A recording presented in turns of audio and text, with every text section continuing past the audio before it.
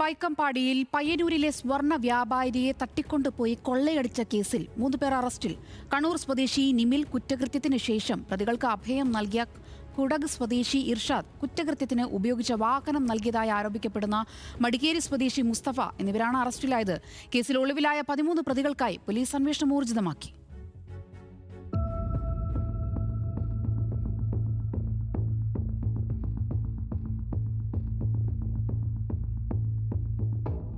കഴിഞ്ഞ മാസം 29-നാണ് കേസിനാസ്പദമായ സംഭവം. പയ്യന്നൂരിൽ ജ്വല്ലറി നടത്തുന്ന മഹാരാഷ്ട്ര സ്വദേശി വികാസ് സുബ്ബറാവു ധനവാഡെ സുഹൃത്തിന്റെ വിവാഹത്തിൽ പങ്കെടുത്ത ശേഷം കുടുംബത്തോടൊപ്പം മടങ്ങി വരികയായിരുന്നു.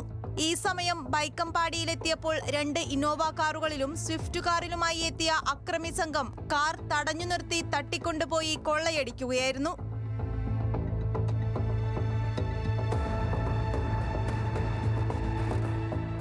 കാറിനകത്തുണ്ടായിരുന്ന 20 ലക്ഷം രൂപ വിലമതിക്കുന്ന സ്വർണവും 2 മൊബൈൽ ഫോണുകളുമാണ് നഷ്ടമായത്. ധനവാഡയുടെ പരാതിയുടെ അടിസ്ഥാനത്തിൽ പനമ്പൂർ പോലീസ് കേസ് രജിസ്റ്റർ ചെയ്യുകയും കമ്മീഷണർ സുധീർ കുമാർ റെഡ്ഡിയുടെ മേൽനോട്ടത്തിൽ 3 പ്രത്യേക സംഘങ്ങൾ രൂപവൽക്കരിക്കുകയും ചെയ്തു. കാർ ജൂൺ 30-ന് ബണ്ട്വാൾ പച്ചിനടുക്കയിൽ നിന്ന് മോഷ്ടിച്ച കാർ ഉപേക്ഷിക്കപ്പെട്ട നിലയിൽ പോലീസ് കണ്ടെത്തിയിരുന്നു.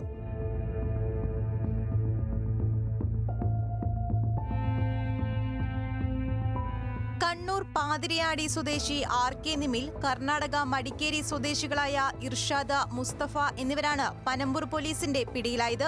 കേസിൽ 13 പ്രതികൾ കൂടി പിടിയിലാവാനുണ്ട്. ഒളിവിൽ കഴിയുന്ന ഇവർ മടിക്കേരി, കണ്ണൂർ ഭാഗങ്ങളിൽ നിന്നുള്ളവരാണെന്നാണ് സൂചന. ഇവർക്കായി തെരച്ചിൽ ഊർജിതമാക്കിയതായും പോലീസ് അറിയിച്ചു. ന്യൂസ് മലയാളം, കാസർഗോഡ്.